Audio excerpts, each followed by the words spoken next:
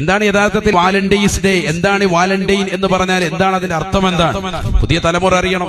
3-ാം നൂറ്റാണ്ടിൽ Rome ഭരിച്ചിരുന്നതാകുന്ന Claudius ചക്രവർത്തിയുടെ കാലഘട്ടത്തിൽ കത്തോലിക്ക ബിഷപ്പിന്റെ പേരായിരുന്നു വാലന്റൈൻ എന്ന് പറയുന്ന ഒരു ബിഷപ്പ്. റോമിലെ ഭരണാധികാരിയാകുന്ന ക്ലോഡിയസ് ചക്രവർത്തി ഒരു നിയമം പാസാക്കി. നാട്ടിലുള്ളതാകുന്ന യുദ്ധത്തിന്റെ വിളംബരമുണ്ടാകുമ്പോൾ അതിൽ ശ്രദ്ധ കേന്ദ്രീകരിക്കാതെ യുദ്ധത്തിനൊന്നും വരാതെ പരിപൂർണമായി കുടുംബത്തെ നോക്കിക്കൊണ്ട് ഒതുങ്ങിക്കൂടുന്ന ഒരു സ്വഭാവം വിവാഹം കഴിച്ചവരിലുണ്ടായിരിക്കെ രാജാവ് ക്ലോഡിയസ് ചക്രവർത്തി പറഞ്ഞു, ഇനി ഈ നാട്ടിൽ ആരും വിവാഹം കഴിക്കാൻ പാടില്ല, വിവാഹം കഴിക്കൽ നിർത്തലാക്കാൻ കർശന നിയമമായി വിലക്കേർപ്പെടുത്തി. പക്ഷെ ഈ വിലക്കേർപ്പെടുത്തിയതാകുന്ന വിവരം കത്തോലിക്ക ബിഷപ്പാകുന്ന വാലന്റൈൻ എന്ന് പറയുന്ന വ്യക്തിക്കും അറിയാം. അദ്ദേഹം എന്ത് ചെയ്തു? രഹസ്യമായിട്ട് സ്നേഹിക്കുന്നതാകുന്ന കമിതാക്കളെ തമ്മിൽ ഒരുമിപ്പിക്കാൻ തുടങ്ങി. രഹസ്യമായി ബിഷപ്പ് വിവാഹം ചെയ്തു കൊടുക്കാൻ തുടങ്ങി. പ്രണയ ജോഡികളെ രഹസ്യമായി വിവാഹം ചെയ്തു കൊടുക്കുന്നത് അറിഞ്ഞപ്പോ രാജാവ് അദ്ദേഹത്തെ പിടിച്ചു ജയിലടച്ചു. എന്നാൽ ജയിലിലും അദ്ദേഹം വെറുതെ ഇരുന്നില്ല. ജയിലറാകുന്ന അസ്റ്റീരിയസ് എന്ന് പറയുന്ന ജയിൽ ഉദ്യോഗസ്ഥൻ, അദ്ദേഹത്തിൻ്റെതാകുന്ന മകൾ അന്ധയാണ്, കണ്ണിന് കാഴ്ചയില്ലാത്ത പെണ്ണാണ്. അവളെ ഇടയ്ക്കിടയ്ക്ക് ജയിലറെ കാണാൻ വേണ്ടി അവിടെ വരും. ഉപരി പിന്നെ അവിടെ നിന്ന് ചെയ്തു, ആ അന്ധയാകുന്ന പെണ്ണിനെ അസ്റ്റീരിയസ് എന്ന് പറയുന്ന ജയിലറുടെ മകളുമായി പ്രണയത്തിലായി.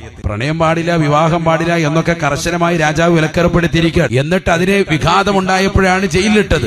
ആ ജയിലിലും പിന്നെയും പ്രശ്നം ഉണ്ടാക്കിയപ്പോ രാജാവ് പറഞ്ഞു, എന്നാൽ അവന്റെ തല വെട്ടിക്കോളാൻ പറഞ്ഞു. വാലന്റൈൻ എന്ന് പറയുന്ന ബിഷപ്പിന്റെ തലവെട്ടാൻ AD 270 ഫെബ്രുവരി 14 ഓർഡർ ഇടുകയാണ്. തലവെട്ടുന്ന ദിവസം 14ന്റെ ദിവസം എത്തി.